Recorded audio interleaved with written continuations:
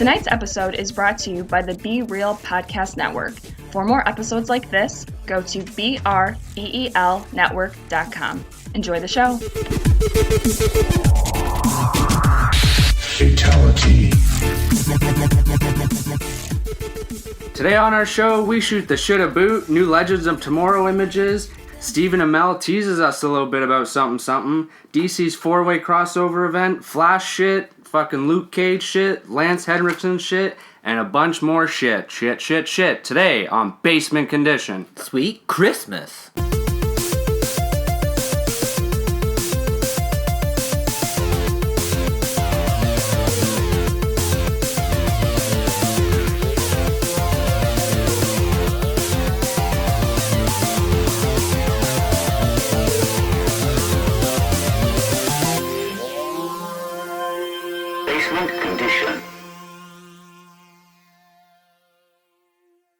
Well, hello there, nerds, geeks, freaks, and internet peeps, and welcome to today's episode of Basement Condition. Last time I checked, I'm Brandon. And I'm still Kyle. And it's just the two of us today, just gonna be shooting the shit about a bunch of shit. And Ali is still in Spain and somewhere else, I think. He said he was traveling a little bit. Lucky bastard. Just somewhere in Europe. Keeps putting up photos, and it looks awesome, and I know he's having fun, and we miss him.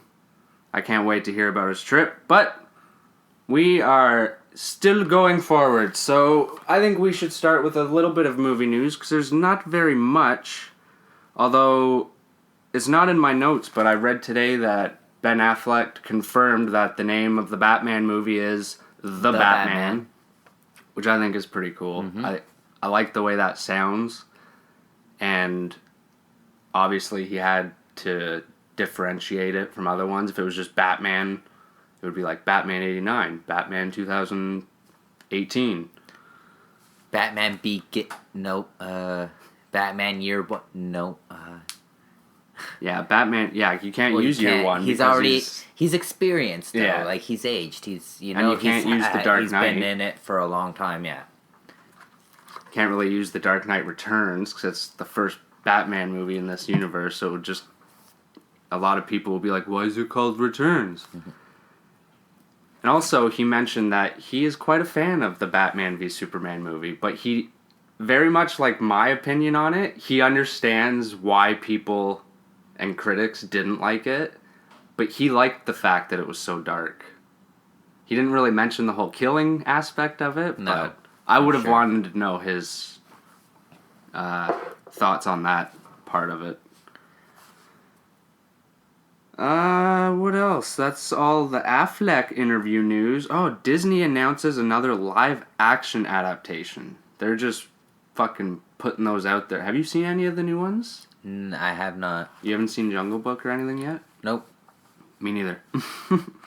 But so far, we have The Jungle Book, Pete's Dragon, which both of those I've heard are awesome, but I was such a big fan of the old Pete's Dragon. Tarzan was one too, wasn't it? Tarzan one, Cinderella, and soon they're releasing Beauty and the Beast, right? Which I think is done. I could be wrong, but they've been showing commercials and shit. That's the one with Emma Watson. Emma Watson, yeah. Yeah. The Harry Potter. Hermione. Yeah. Yeah. Okay. So she's going to be a Belle. Yeah, and I can see that she's perfect for that role. I want to see Gaston or whatever. Gaston? Yeah.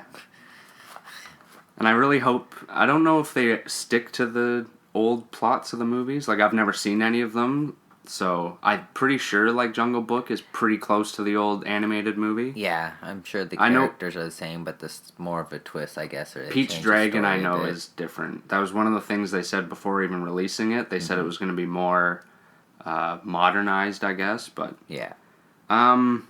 Well, isn't Carl Urban like a ranger or something trying to take him down?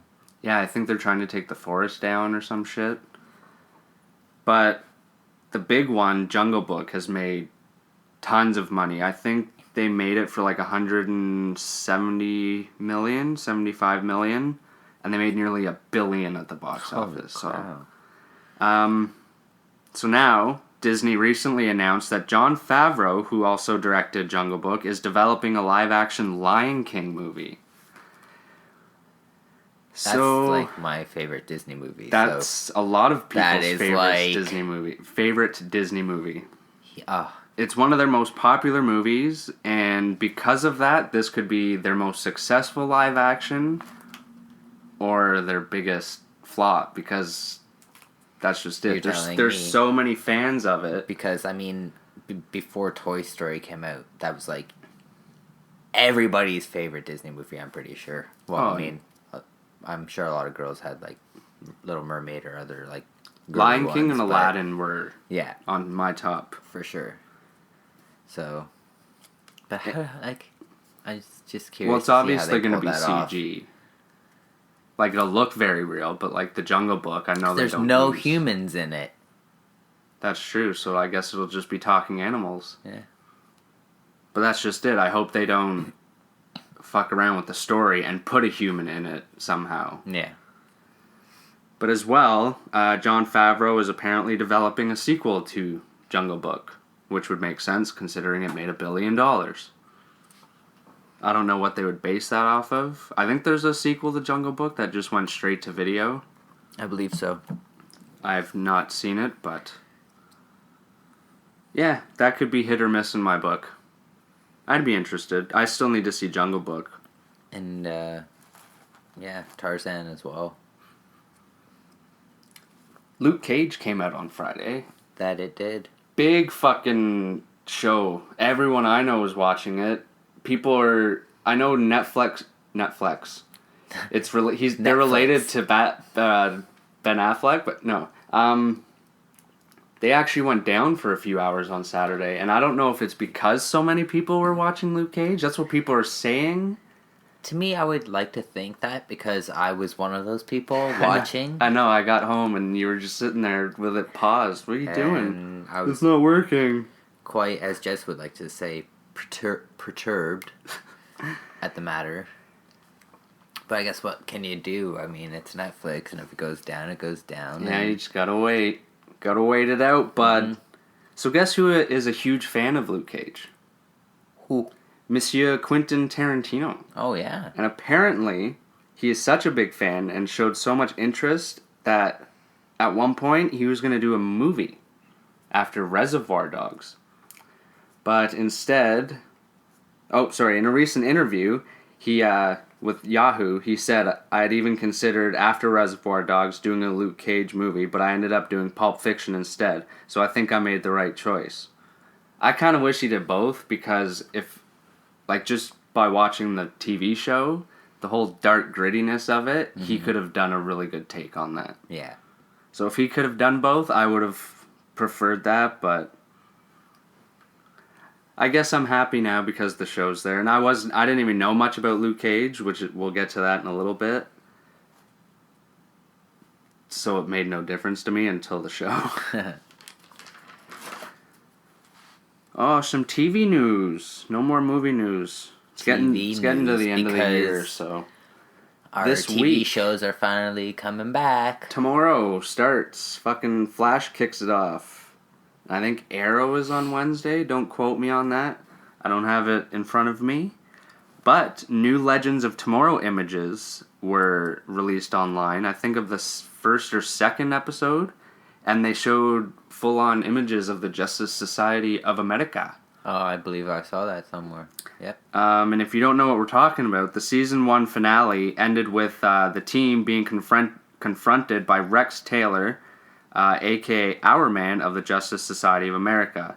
It's been confirmed since then that the Justice Society of America will be in season 2, obviously. And now we have been treated to images of the full team released by the CW via TV line. The images show us close-ups of the members, and they look pretty fucking awesome. They look like old school uniforms, but they don't look bulky. Like, No. when I hear old school uniforms, like superhero-wise, I think of like the old Captain America and like Flash and those really bad costumes. It looks like that, but actually fitted. Like they're very bright colors. I really like them. That starts October 13th, so that must be next week. That sucks. I don't want to wait another week. But in the images, we see Dr. Midnight and Vixen, Stargirl and Obsidian, Commander Steel, Hourman, as well as the Legends of Tomorrow themselves, and what it looks like they're in some sort of 1950s clothes, because they're wearing like old gangster suits and like fedoras and shit like that. Yeah. So, I'm excited. I'm excited for all those shows, man. Just to see how Flashpoint, because I just thought of it too. If Flash is starting them all, I think Flashpoint is going to be the first little chunk of like everything. Oh, yeah. Whereas before it probably would have been Arrow because it's been on longer. Well, it used to be Arrow, didn't it?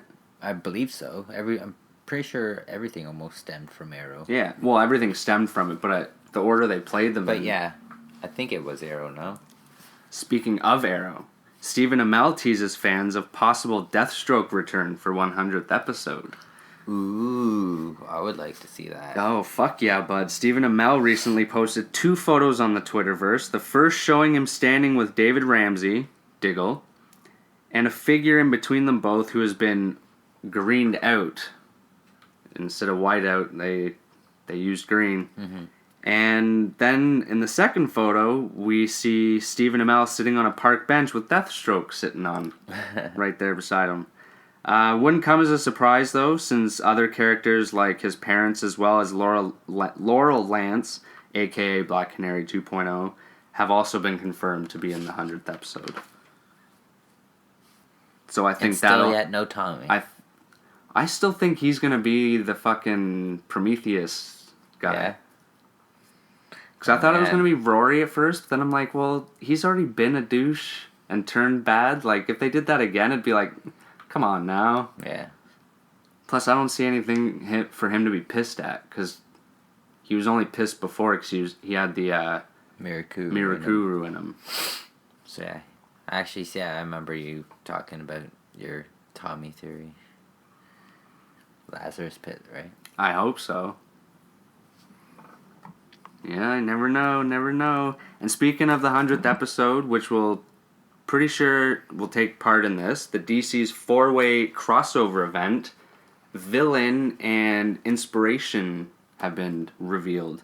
EW recently reported that the crossover event will be loosely based on the DC comic book crossover storyline Invasion, which was released in the 80s, and therefore the heroes will be facing the alien race called the Dominators. I'm excited. I've never actually read this comic before, but apparently it's about these aliens called the Dominators, and they put together an alliance with a bunch of other species of aliens to invade Earth and kill all their metahumans, pretty much. Except secretly, they're stealing all of their powers in hopes to create their own army of metahumans without the other aliens knowing, or obviously the humans knowing. Or basically interfering with Darkseid's, like, I guess, goal or plans. Yeah, because I think at one point later on, the other aliens find out that they're trying to build their own army, so they join the humans and go against them. Mm-hmm. And of course, Superman leads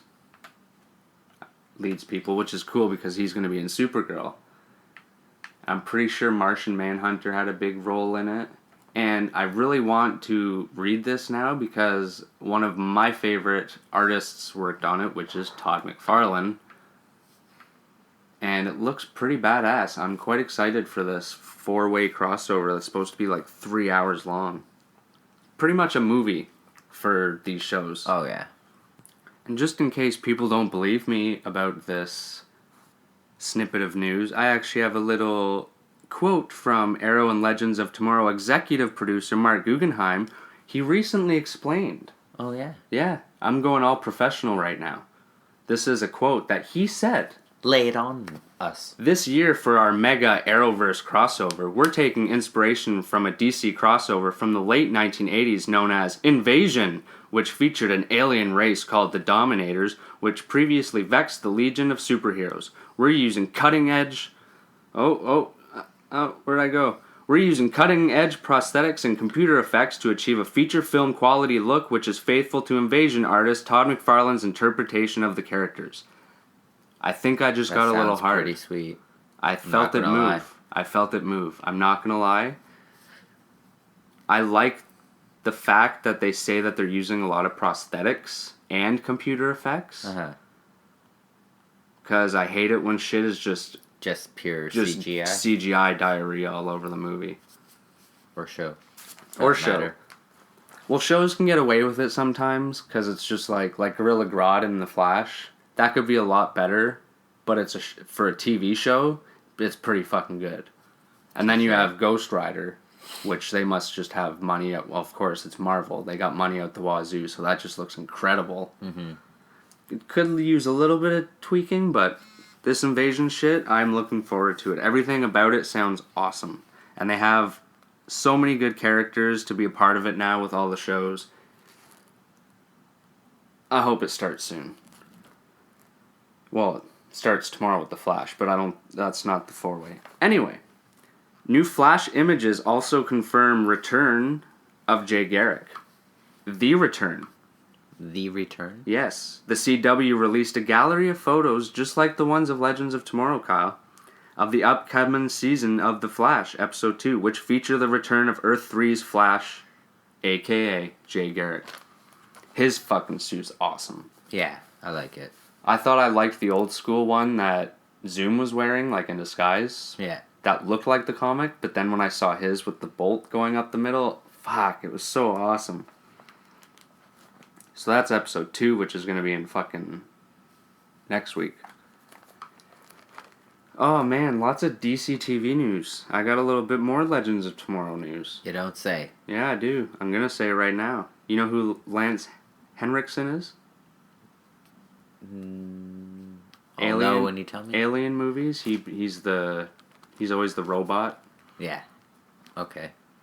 He's going to be playing an older Obsidian, and confirms rumors that in Season 2 of Legends of Tomorrow, we will be introduced to 2 versions of Obsidian, the older being played by Lance Henriksen. In a recent interview with comicbook.com, he confirmed that his character will be the son of none other than Green Lantern, Alan Scott.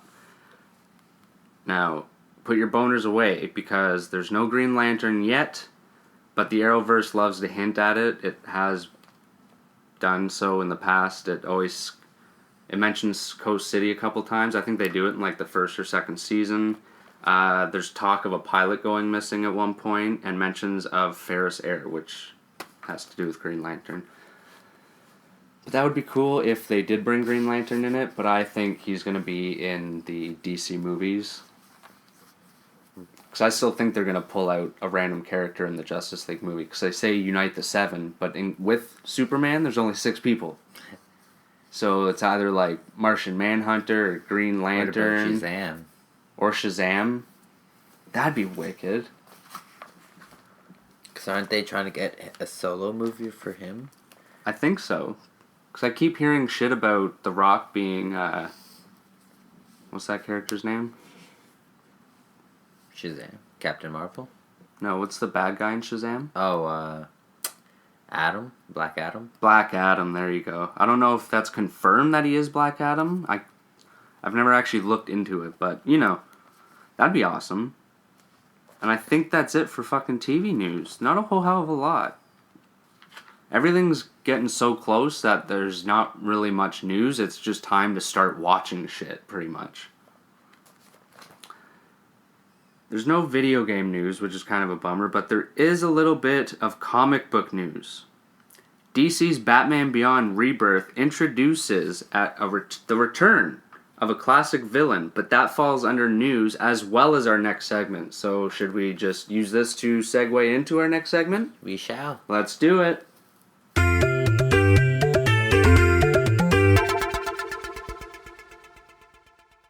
What you doing? What you did? What you got / done? And I guess right now we're going to start with the Batman Beyond Rebirth issue number 1. It was pretty good. Pretty good. I'm going to tell you who wrote it though, because that's the polite thing to do. Batman Beyond Rebirth issue number 1, written by Dan Jurgens with art by Ryan Sook and colors by Jeremy Lawson and Tony Avina. Titled Escaping the Grave, Part 1. Escaping the Grave. Title says it all. It does say it all, Kyle.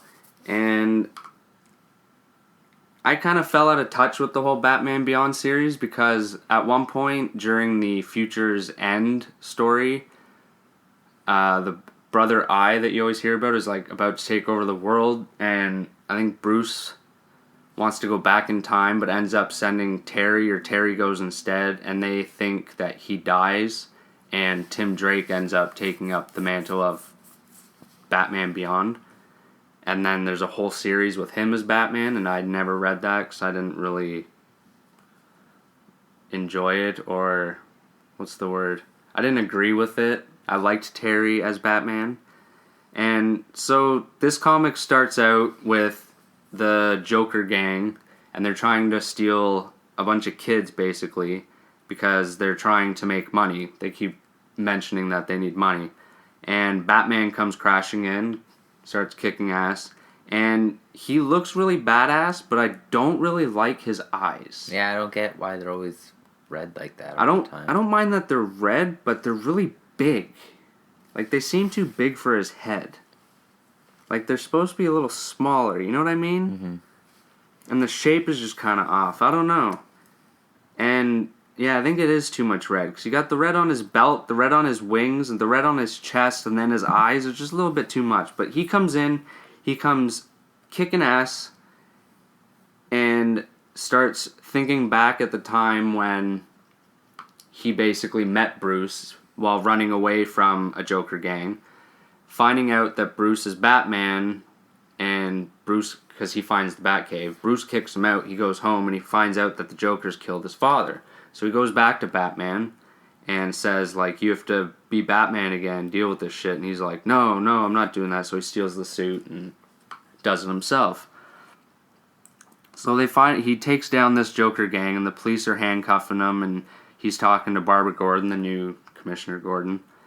And he starts hearing laughter, and he looks over, and the Joker gang has, I guess, chewed on, like, a poison capsule, like, in their one of their teeth or something, or the back molars. Yeah, because they start having the Cyanide Joker capsule, yeah, they have the Joker venom in them.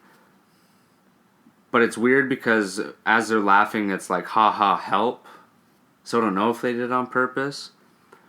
But Batman pretty much, he almost suggests, like, oh, is the Joker, or is he maybe really? And then Barbara's like, the Joker? No, he's been dead for years. Then it cuts to Dana, who is now a social worker in Jokertown, where all the gang hangs out and shit. And she's going to this old lady's house, and she's like, oh, come with us, we can help you.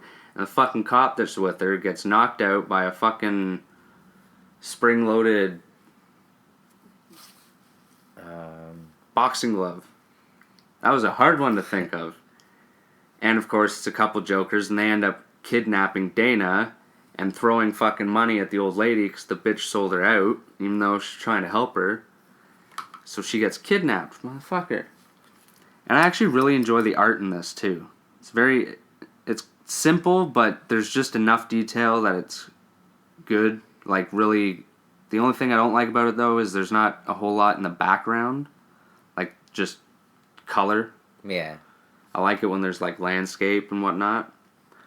So after she's taken, it cuts to Terry unpacking shit with his little brother, who I think knows he's Batman.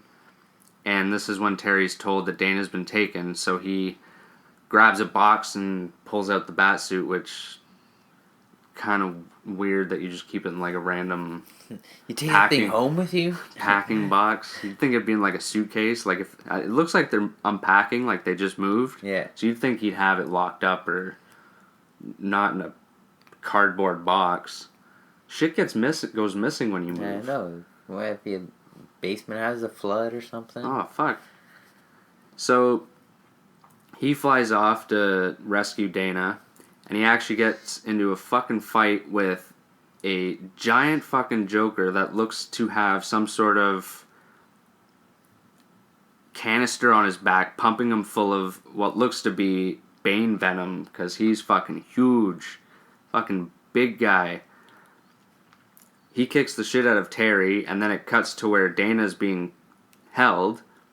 by someone who she already knows, Carter Wilson, who now goes by the name Terminal. She says, "Why the hell have you kidnapped me?" And he's like, "I didn't want to kidnap you. Someone else gave us that order." And spoiler alert, it turns around and looks... The last panel is the Joker. And he's hooked up to a buttload of tubes. And he is jacked. And at first I kind of thought maybe it was like Bane Venom as well or something. But this is supposed to be like a futuristic Batman, and a lot of the futuristic takes on the Joker, he's always kind of jacked. Like in The Dark Knight Returns, you don't really see him, but his build is very like V-shaped, and it looks like he's got a big fucking shoulder span in that. Mm-hmm. And then it says definitely to be continued, and I'm excited for this series, I'm not gonna lie. I've always been a fan of Batman Beyond, except for when Tim Drake took over the fucking mantle. But that was just kind of weird. Overall, I'd probably give it a 8 out of 10.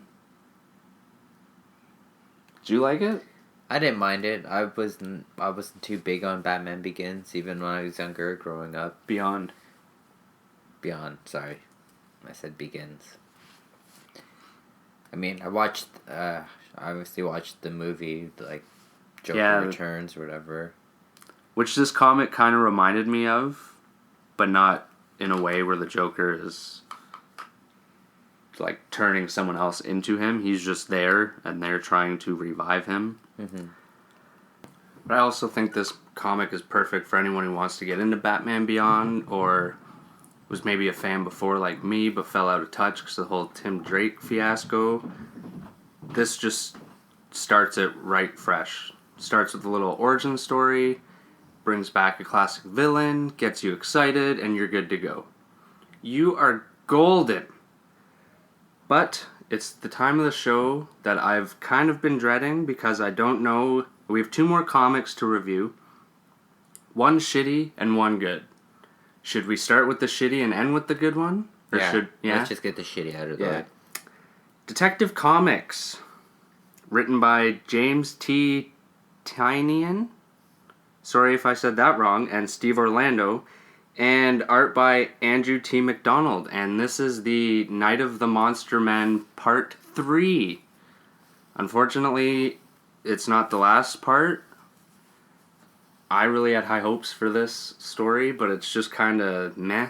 Kind of dragging, almost. Yeah, like, this part was better than the last ones, I will admit. Lots of gory shit going on still, but I just don't understand. Like, you think there's these monsters taller than the fucking buildings themselves, growing fucking never-ending heads out of their bodies. You'd think Batman would come rushing in with like a fucking bat fucking tank or his bat robots or something. They're riding around on dinky motorcycles. So far, the Batwing or whatever he was flying around proved useless. And well, yeah, it was just a little jet though. It wasn't even like the Batwing. It's just a tiny little thing.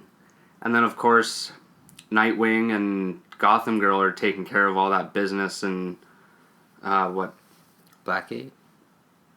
That's the one. And of course she's going fucking loco, and she won't listen to Nightwing, saying, "You don't know what the hell these things are, stop ripping them apart." And she finds the little mother monster, which is this giant, ugly fucking spider thing, and of course she rips that thing apart, and they end up turning into monster men. Keep it down there, PlayStation. And of course, all the people in the cave are still getting all pissy and moany, and they got that red goo, and then they're fighting each other. And then they start talking about cutting grass and how that has to do with the virus, and how it's like communicating like through the like airborne, and they have to heat up the environment so that the virus can't communicate, or else I guess all these people will turn into monster men. But oh yeah, one detail that I left out. There's one part where one of the jailmates mentions to Nightwing, "Oh, you're bleeding," meaning he's cut. And I guess that's why they turn into monsters quicker. But you'd think that someone in those caves that are hiding right now would have a hangnail or something, and someone's going to turn into a monster. Mm-hmm. But also, they haven't mentioned the hurricane that is supposed to be coming. It doesn't look like it's raining anywhere. Oh yeah, it's raining in one panel. Okay, my bad. It's raining in a few. Just raining though. Like, I don't know. I had such high hopes for this. Hopefully they can turn it around in the next few issues, but just seems to be half the team running around after the monsters, half the team taking care of the evacuees, yeah. The art's good, but once again the backgrounds are kind of meh. When it's in the city, it's good. I really like the art. Nightwing looks badass. Yeah, I was just going to say he looks cool even when he starts turning. And I don't know why, Gotham Girl kind of reminds me of like a superhero 11. Just because of her shaved head. And she's kind of got those kind of superpowers, except she's not like telekinetic or anything. I don't know, overall, maybe 4, maybe 5 out of 10. I'd give it a 5 out of 10. Yeah, 5 out of 10.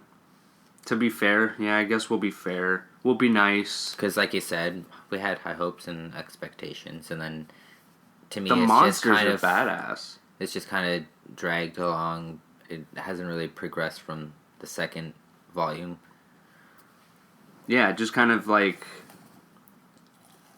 all it did in this volume is kind of go between each teammate to see what they're doing, but they're still just doing the shit that they were told to do. Like, I feel this could have been in the other one, you know? Yeah. And I think there's 3 parts to this left. I don't know if they can pick it up unless it picks up next issue. Like, get on it. Let us know what you think of this Monster Men storyline if you're reading it. Because, I don't know. The art is so cool and the monsters are creepy as shit and it's perfect for October, but the story is so Yeah, 5 out of 10. We'll be nice. We're Canadian. But last but not least, Teen Titans Rebirth, issue number 1. I've been looking forward to this. It's written and drawn by Ben Percy and John Boy Mayers. And this is the series where Damian is going to be taking over the role of the new Robin. Well, he already has, but he's taken over the leadership of the Teen Titans. I don't know how they're going to feel about that later on. Well, especially after this issue. Because that's the first thing you said when you finished it. So it pretty much goes through... Is there just the 4 members, I guess? For now, it looks like. Starts off with Beast Boy and he's throwing a party and he's DJing. And he starts flirting with a girl. And he has a really weird way of flirting. He like turns into a cat and he's like, look, I'm cute. It's very childish. Yeah. And then he finally gets her into a pool and then turns into a big fucking shark. Like, nay. Like, that's a scary looking shark too, and I don't like sharks. So she's like, you're an asshole. She leaves. Wah wah. And then he gets shocked by a mysterious figure.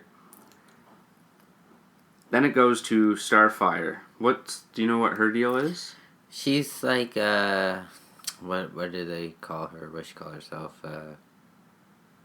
She looks mystical. She's from another planet. She's like an alien. She has something... Tamaran. She's from Tamaran, I believe it's called. She has a little love interest with Nightwing, it looks like. Yeah. So she's chilling on a beach, and some dude grabs this kid that's... There's a kid making a sandcastle, and then some dude runs and grabs him and starts running away. She zaps the dude, he falls, and then she gets zapped herself by a mysterious figure. And she gets zapped hard, like so hard that it shows her skeleton. Mm-hmm. And I'm guessing that's because she's so mystical. She's an alien, yeah. Well, yeah. I kind of wish it showed more of her backstory. a little bit, just because I don't know a whole hell of a lot about this Teen Titans. They're very much like the Teen Titans TV show, aren't they? Yeah. Next, we're up in New York City with Raven. She looks like she has some dark-ass powers. Yeah, well, look who her father is. Who's her father? Trigon? Oh, okay. Yeah, she's in like a museum trying to rest her thoughts and all this shit. And then she comes to this painting of like this demon. She gets all scared and starts running away, and she gets hit by a dot. Fucking dot. She got a fucking dot in your neck, man. Fucking dot. You're crazy, man. I love you. But you're crazy. You're crazy. So yeah, she's down. And then, of course, it moves on to Kid Flash. And some punk steals a bag or something from a store. And he flashes on over, takes the bag, and returns it. And, of course, the cop and the store man are blaming him for it, even though it wasn't him. Very much not him. He starts speeding away. Why does he speed away again? I think he just starts fucking running somewhere, and he runs into like a little robot kid that ends up being I guess a bomb of some sort, which gasses him, and he falls. The dummy, yeah. Yeah, a little dummy bomb. They wake up, shows Beast Boy waking up, and they're trapped in this like Invincibles. Remember the movie Invincibles? Kind of like that. Yeah. They're chained up, and Beast Boy's like, oh, let's get out of here, and he tries turning into a monster, and it's one of those scenes where they're about to tell him, like, oh, we've tried that already, but he tries it, and it electrocutes him, and they say, oh, if we try anything, it electrocutes you. And then finally, lo and behold, Damian Wayne, a.k.a. the new Robin, steps up and says, you're probably wondering why I've brought us all together. And that's the end. And he's holding some big fucking beast thing on a chain. And I'm not gonna lie, I completely brain farted and didn't even think that it was him through the whole until like the last panel before that. I was like, oh, duh. But I almost think he's kind of showing them that like I can be the leader too. Yeah. Well, I don't think they would. He's very overconfident. And well, look at his grandfather. Yeah, I was going to say tormentor, but his mentor Tormentor. was, Ra's al Ghul in the League of Shadows. So he was brought up to be the next Ra's al Ghul, but then he was given over to Batman. The thing that's missing for me is, well, I mean, I have a thing for originality or, like, founding members, and when I think Teen Titans, I think, like, what you see on the TV show and whatnot. Isn't Cyborg on the TV show? Cyborg's on the team, yeah. Well, he's in his own comic now. I know. They've made him older in this universe. He's part of, like, the Justice League and stuff, which is kind of a weird transition. I never even noticed it until I saw that show on TV, and then I remembered he was part of the Teen Titans. Mm-hmm. Yeah, it was weird seeing him in, like, war and stuff, and, like, he replaced... becomes a member on the team. He replaced Martian Manhunter, right? Mm-hmm. It's kind of weird. Martian Manhunter was badass. Oh, yeah. And he kind of brought that alien aspect to the team, because they're always fucking dealing with aliens. Mm-hmm. All the time. And that's just it. Like, he can go through things, he can translate, like, thousands of languages, and... Can he, like, chameleon into things? Well, like, yeah. Just be people? Well, yeah, he can, like, shapeshift, and... I really like but the he can art in phase this, through too. things, that's what's cool. Yeah, it was So Can Flash. Bitch. So Can Flash. No, they're both cool in my book. I really like the art in this, though. This has a lot of detail in the background. Mm-hmm. I like the colors. Especially with Kid Flash when he's running. I love how they bring the electricity alive in some of these comics. Kid Flash is the only costume that I like with yellow. Period. Like, any other costume I Wolverine. hate. I don't like his costume. You don't like Wolverine's costume? I like the brown and yellow more than anything. The blue and yellow, I couldn't care less for. Huh. Like, But if it wasn't Yellow. going to be yellow, what else would you pick for it? I can't see him being I anything can't. else. Just a black suit like the movies? no, not even. Do you just like his rugged look where he just has jeans and like a wife beater on? And his hair just in the Wolverine... No, I just like his brown and yellow. That's if still yellow. anything. That, to me, looks like a ripened banana.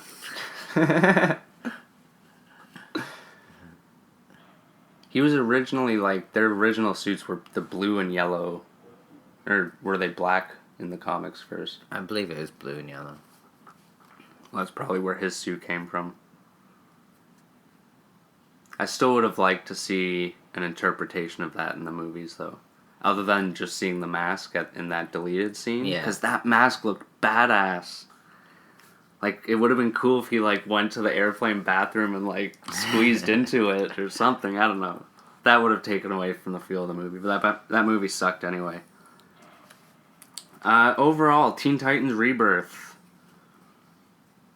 8 out of 10? 8.5 out of 10, maybe?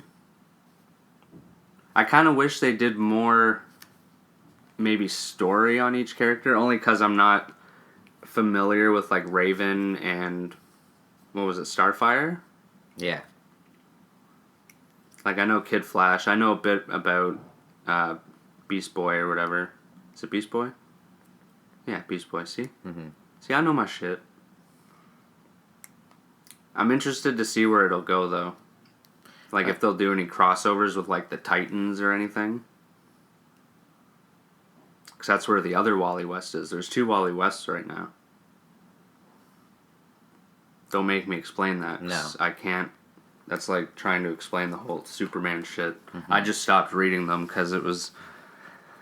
New Superman with powers. There's But, a I Clark mean, Kent without powers. With all that's given already in the DC universe and the multiverse and comic books and shows and like I always go back to Young Justice and stuff like that. But I mean, Teen Titans can. It's like X-Men or any like Avengers. It's a team that can just grow and add members, and I think they will, and I hope they do. Like when it comes to like archers and stuff like that, like Artemis from the show or whatnot, or like Speedy's in Blue Young Beetle, Justice, right? yeah, Speedy, but that's Red Arrow, who becomes Arsenal. Okay, Speedy becomes Arsenal. Mm-hmm. And then who's Artemis? Artemis is the Green Arrow archer. He's another Green Arrow? Yeah, but it's a girl. Oh, right. Okay. Mm-hmm. All right. Yeah, I still gotta watch Young Justice. Mm-hmm. But yeah, do you think Blue Beetle will continue having his own solo, or would be becoming part of? No, I think Teen he's Titans? gonna have his own solo series.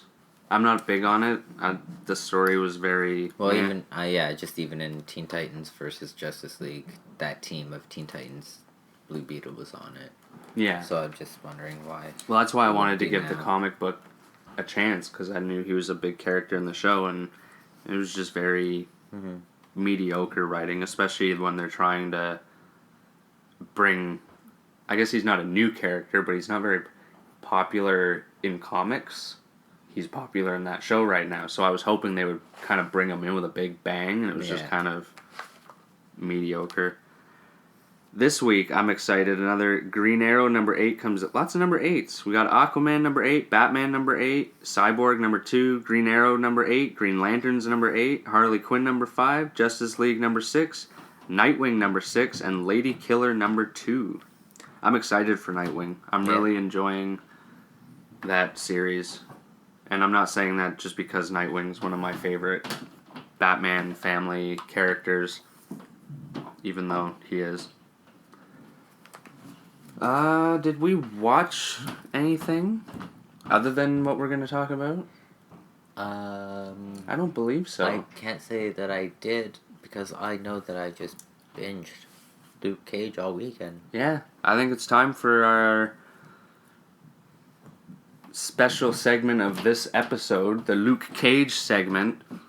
We've said before, I didn't know, we didn't know much about Luke Cage before this show. We only knew him through, Basically- like crossovers. Basically, when I started, getting really big or heavily into comic books or graphic novels, it started with, like, The Road to Civil War and Civil War, and I know Luke Cage was in Civil War, and then after that you had Secret Invasion, which he was a part of, so he was, like, I guess you could say, like, a part of, like, the new Avengers, and Yeah, he's and on the always Avengers in all for a the bit. big events, Marvel events, he was always there as one of the frontline members fighting Which makes the good sense fight, you with know? his Yeah. attitude and his how he's very for the people. Mm-hmm.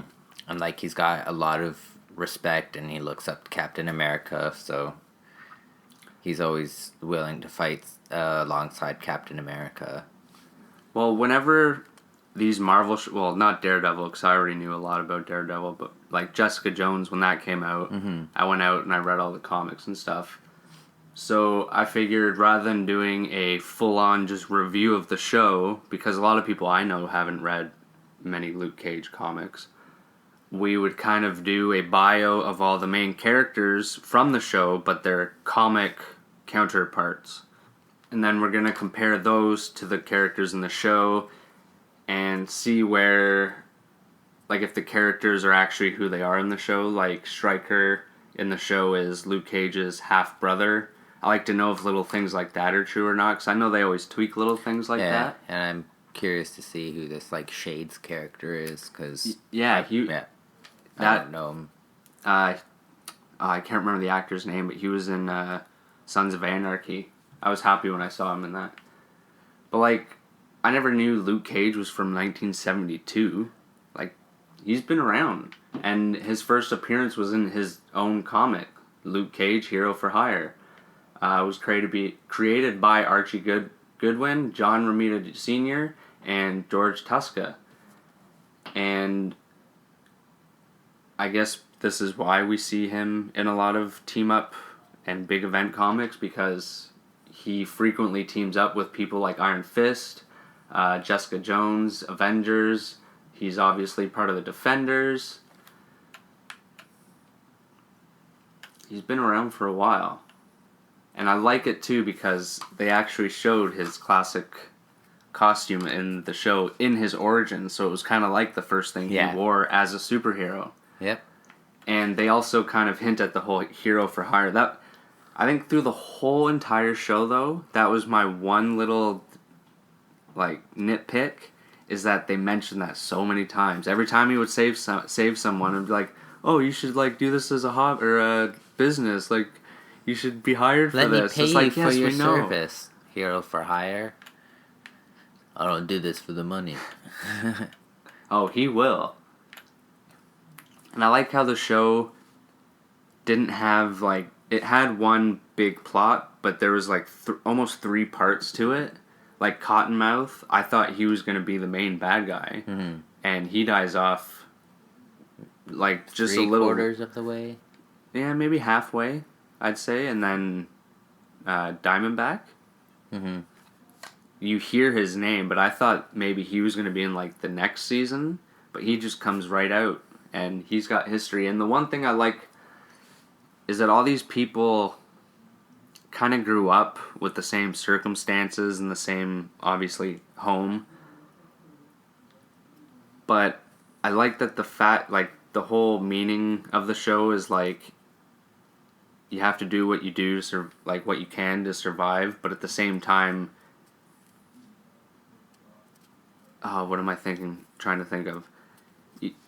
Not rules, but you still need to have respect for your family and the people who have gotten you there and stuff. Yeah. And I thought that was Honor. really cool, because, like, it shows Pop and how he had a really bad past, but he got by it, and he tries to help kids in the neighborhood. Mm-hmm. And then you have Cottonmouth, who grew up with Pops, who went the completely different direction and just got bigger and bigger in that whole underworld, dealing drugs and guns and shit. But then later on, you even find out that he could have gone a different way, but he had that aunt that was crazy and wouldn't let him do piano in school and shit. So I how that aspect of it worked. And then later on, they even expand on that more with Luke Cage and Stryker. They both grew up in the same kind of circumstances, but because one was on one side of the family and one wasn't, like... Yeah, it's like... It reminds me of Thor and Loki. Yeah. Except Stryker's more of a dick and just wanted to kill him. It will make him torture him and suffer first. Yeah, with that suit he had and shit. That suit was badass. Well, even the whole framing him and putting him to jail and putting him through all that stuff, and then... So I did find out that I don't think Stryker is actually Luke Cage's brother, because from what I've read, he was in like the first run of Luke Cage comics, but died pretty quick. So that was kind of a cool little twist that they did. And then Cottonmouth, he was a drug dealer. He had hired muscle named Mike and Ike, which is awesome. Luke Cage actually worked for him to actually get proof that he was framed by Cottonmouth's friend, Willis Stryker. So it is the same guy that framed him. Yeah. They just twisted the story around a little bit. Then later on, Cottonmouth apparently becomes a pimp. Those nice striped pants. Damn. So yeah, a lot of the characters are very, very similar to their comic counterparts, but they just kind of twist the story a bit so that they intertwine a bit more, which is awesome. I like when they change the story just a little bit, just enough to make it more interesting now. More believable, I guess. Yeah, realistic. And then, of course, you have Misty Knight, which I knew about, but I didn't know she was... I don't know if she's part of the Luke Cage comics. She was first in a Marvel premiere, number 20. And I think she's just another character that just teams up a lot. I know she's been in, like, X-Men, Power Man and Iron Fist, which came out later when I think Luke Cage wasn't doing so well, like, sales-wise, so they teamed him up with Iron Fist and made their own series. And what I found cool, too, what I read on her, is that she is a cop, like, in the show, but at one point, she loses her arm. I'm not sure how, but she resigns from the police force, which is cool because in the show she gets shot in the arm and it's actually in an artery, which isn't good. Like that's what that's they like say, amputatable. But I don't think that'll happen in the show because it seemed like she was fine by the end. But at the same time, when the paramedics were trying to fix her up, she was like walking off. So you never know. But that could just be hinting at it. Bless you. Thank you. And it's funny, of course, the person who builds her, she gets a robotic arm later on, and it's, of course, fucking Tony Stark that builds it. Which I wonder if they would mention that, pardon me, in the show. Like, if she gets a robotic arm, I wonder if they would actually mention Tony Stark making it. Because they always mention a lot of the incident and... Yeah, they mentioned it a lot in Luke Cage. Like, they did a little bit in Daredevil and Jessica Jones, but not as much as this. Like, there was the guy selling DVDs on the street. Yeah, of someone footage. mentioned, like, Iron Fist, or not Iron Fist, Iron Hammers and stuff Yeah, like that. they mentioned the hammer. And also, the Night Nurse was in this series a lot more than the other ones. She actually has a love interest. Pretty big role in this. She's kind of a slut in the superhero. Didn't she sleep with Daredevil? I'm pretty sure she did, or maybe not. No, I don't think so. I think she just helped them and gave really good advice and pushed them in the right path. maybe I'm being a little mean. I still like her anyway. She's an awesome character. She's kind of like she's almost like the Alfred for all these superheroes because she's the only metahuman who really knows who they all are, so she's the only person they can all really go to. Not the only person, but like the one main person. Because she knows all three already, and I'm sure she's going to be part of Iron Fist in one way or another. What else did you like about the show? I thought it was brutal, like gory as shit. Like I thought Daredevil was bad when Fisk rams the guy's head into the door. Well, But Cottonmouth, some of the like the one where he's just pounding on that guy for like a good few minutes in his office, and even the guy in the very background first just episode. like, yeah. Yeah.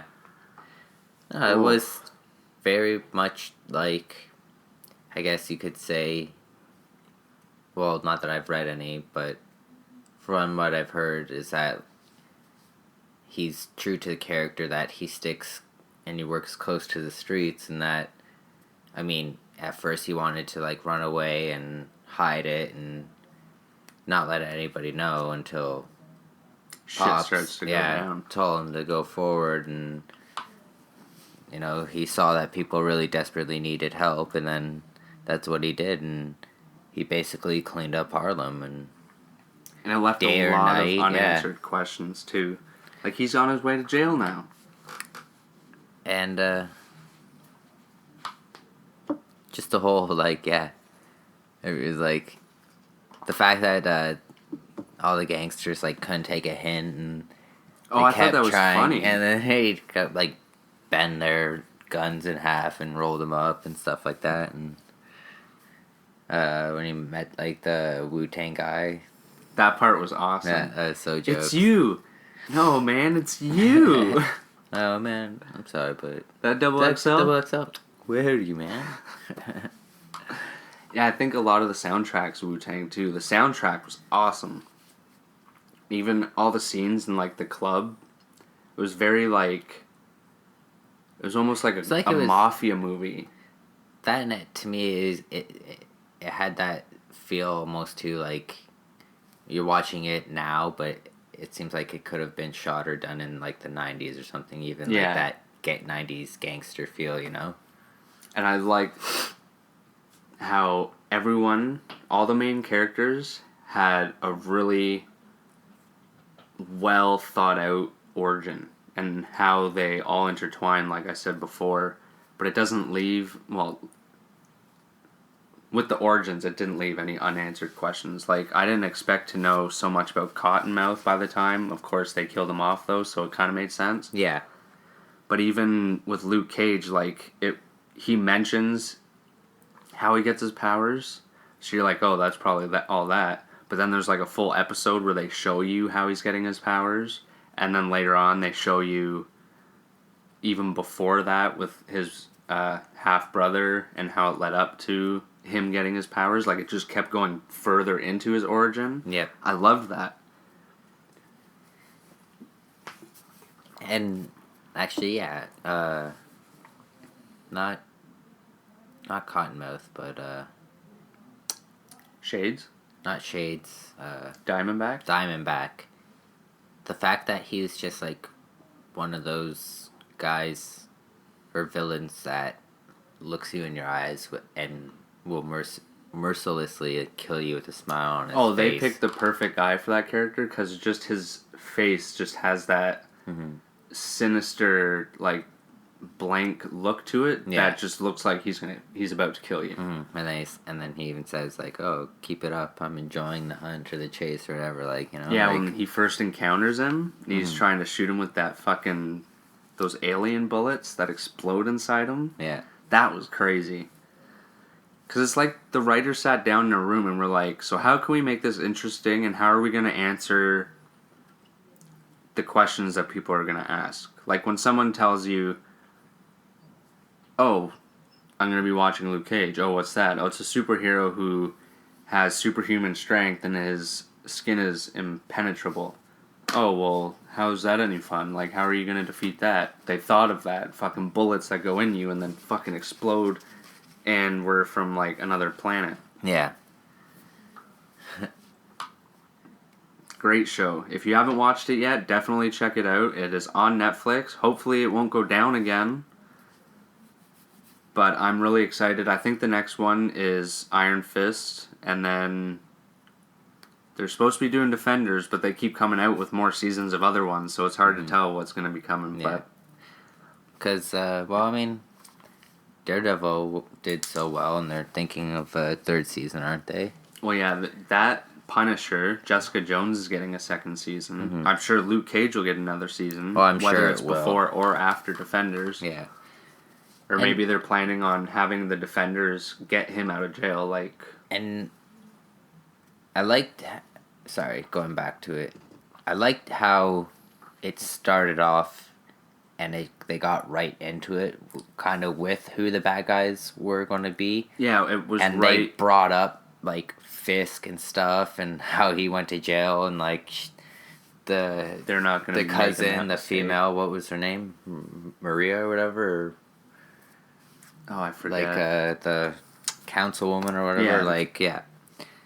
She was always like... And she it's gets about crazy. family, but yeah, like... Because in the beginning, she's all like, you shouldn't be dealing drugs, and we should be doing this by the book. And then near the end, she's like, oh, I yeah. think she was pushed. This gun does look good in my hands. Mm-hmm. Oh, you the crime boss now. Plus, she's in the club. Like, she always told him, like, the club was a stupid idea. Like, such a waste of money. You're supposed to give it back. So you'd think she would close the club down, but no, she's sitting in his seat now. Yeah. Overall, where would you rate it? So you got Daredevil Season 1, 2, Jessica Jones, and Luke Cage. What order would you put them in? Well, I really... okay. I really liked the first season of Daredevil, so that. And I didn't get all the way through Jessica Jones, so it's kind of hard and not fair. But I'm going to put the first half of Daredevil, then Luke Cage, then Jessica Jones, then the second half of Daredevil. Okay, I'll let you have that one, only because I understand why, and I want to do the same. Yeah. Like, don't get me wrong. The whole Elektra thing is cool and would have worked and been fine. If it was a full season. But it could have been done, like I said, like, shortened in 2 episodes, not, like, 4 or 5 episodes of the whole season, and then, like, really? Well, if they were going to do that many episodes, they should have just done the whole season about that and done it more in depth. Mm-hmm. Rather than just, okay, well, we have these Punisher episodes done. What are we going to finish it with? And it was just kind of very slow and... Well, he's going to run away with her and leave Hell's Kitchen. It's like... Bull. Like, come on. Like, even though when she shows up, he's very skeptical at first, and then all of a sudden he's like, yeah, I'll leave with her. Yeah. It's like, I don't know. And I didn't find the last fight to be all that epic. Everything epic in that season was in the first half. Yeah. Like when Fisk sends him down in the jail, down where the cells are, and all those guys just come out, and he just fucking gets covered in blood from beating the shit out of them. Yeah. Awesome. Or when Daredevil is doing the one-shot scene down the stairwell. Awesome. But if I remember back... Well, even their fight scenes, awesome. Oh, God, yeah. But even, like, if I think back to Season 2, I can't even really remember much of the second half. No. Because it was just, Well, I think I watched it twice because the first time watching it with you, I was kept, like, dozing off and shit. Yeah, I'm hoping they pick it up again in the third season. I think that would be close to mine, too. Daredevil Season 1... I don't know, I might put Luke Cage next. It's hard to say. No, I think I'd go with your list. Well, now you make me kind of rethink mine. Luke Cage was really... I really enjoyed it. Yeah. Yeah. Okay, so yeah. Daredevil, Luke Cage, first half of Daredevil 2, Jessica Jones, and then second half of Daredevil 2. Crap Daredevil that probably never watch those episodes again. Maybe way down, But yeah, I just loved the grittiness of it.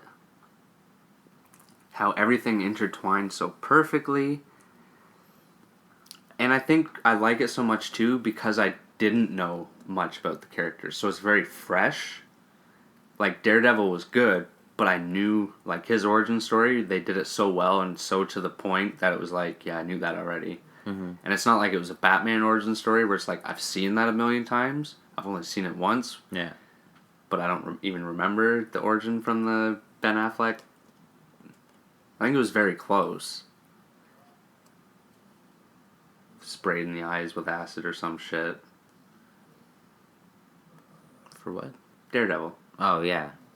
But even from the comics, like, I already knew that origin, so with Luke Cage, it was just like, I don't know shit about this guy except for that he's part of the Defenders later on, and he marries Jessica Jones, like, way later on, and they have a kid, but that's after the Defenders, and by that time he joins the Avengers and shit, or the Avengers. Yeah.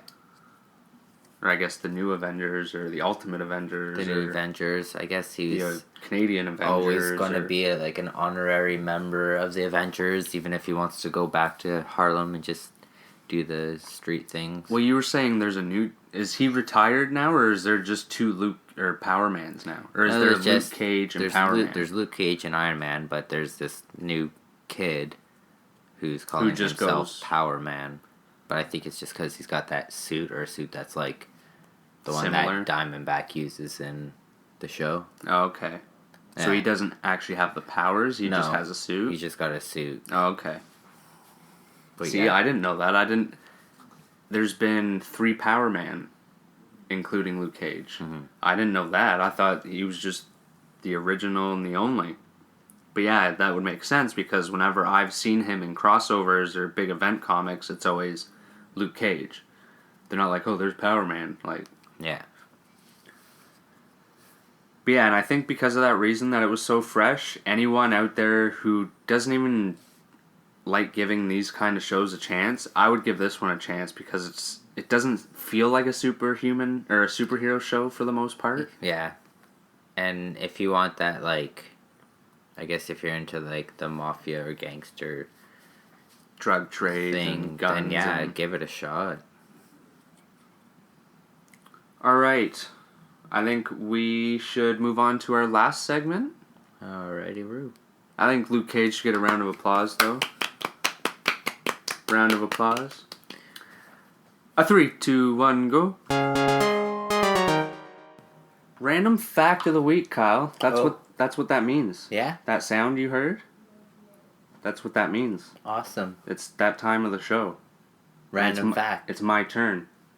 And because it's October, I thought that I would do a little Halloween themed random fact for you. Awesome. Yeah, about one of our favorite actors. Halloween. But he's not an actor in this little bit of information. Are you curious yet? I'm very Are you on your curious. toes? A Halloween one. Arnold Schwarzenegger. Yeah. On April 12th, 21st. Apparently I can't read right. Nope. April 21st, 1990, Arnold Schwarzenegger directed an episode of Tales from the Crypt entitled The Switch. The episode was about a wealthy and elderly man who subjects himself to a revolutionary new treatment in order to please this bitch girl. And unfortunately, becoming young again turns out to be very expensive, and he finds out that she's looking for something else completely. So, spoiler alert, it's actually really messed up. He goes to this girl, he's like an old man, he's like, will you marry me? She's like, no, you're too old. So he goes to a doctor, and the doctor's like, it's however many $1 million. And he's like, okay. Makes his face look young. Goes to the girl, I guess they're fooling around or something. I haven't watched it in a while. But she sees his legs, and she's like, oh, your legs are too old. So he gets the same thing done to his legs. Keeps doing it until he's pretty much the guy that's donating parts of his body to him to become rich is now him. Like, they're just completely switched. So the last time he goes to the girl, she's with the old guy for his money. Mm-hmm. So it's just that ironic. Like, Yeah, I've seen that. I know what you're talking about. and if I remember correctly, I'm pretty sure he even does the little intro thing. You know, when the Crypt Keeper does like a little laugh and then giggles? I think Arnold Schwarzenegger does the intro. I'm definitely going to watch it this year for Halloween. but that is our Halloween random fact because it is October 3rd, one day before the Flash, bitches! But for now, it's time to get to our shout-outs of the show. We are very fortunate to be part of the Podern Family community on Twitter. If you're ever in search of a new podcast, all you have to do is go on Twitter and search the hashtag Podern Family, and you are good to go. You are golden. We're going to do a couple shout-outs from the Podern Family today, and the first shout-out is going to go to the Comic Noob Show. I listen to this podcast every time they put out a new episode. They are a comedy podcast recapping the most important, most fun, and most iconic comic stories from Marvel and DC Comics. And they are part of the GWW Network, which stands for Geeks Worldwide. You can find them on iTunes. I'm pretty sure you can find them pretty much on any podcast app or podcast finding software. I've got them on iTunes. And if you like comics, check them out. They're one of my favorite comic book podcasts. Number 2 on the list is Epic Film Guys, also part of the Podern Family community. They strive for funny, well-produced content. They're so much more than just a film podcast. Home of the Lisp and the Hopster. I like these guys because they have a little hotline and they do characters and it's just fucking entertaining and I'm always laughing and people are looking at me at work wondering what I'm laughing at, but it's okay because I'm enjoying myself and their podcast. So check them out. But that is it for us. If you want to check us out, which I would assume you're already doing right now if you're listening to this, but you can check us out on iTunes, SoundCloud, Twitter, and Facebook. And if you enjoyed the show, please rate, subscribe, and review because it really helps us out. It brings our podcast, it makes it easier for people to find it who are just kind of searching around on iTunes. So if you enjoyed it, show us some lovin'. Spread the word. Spread it. Spread it like that peanut butter on your PB&J sandwich. Fucking spread it. Anyway, we're obviously getting a little tired because we're just pulling shit out of our ass. So we're going to take off. So have a good one. And as always, stay mint.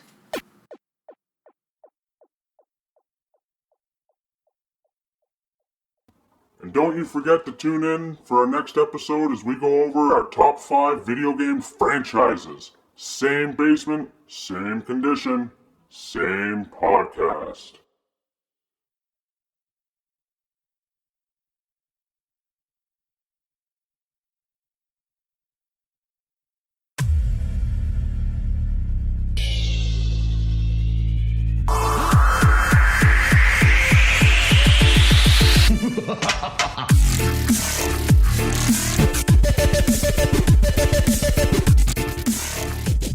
Today's episode is brought to you by the Be Real Podcasting Network. For more episodes like this, check out BREELnetwork.com. Fatality.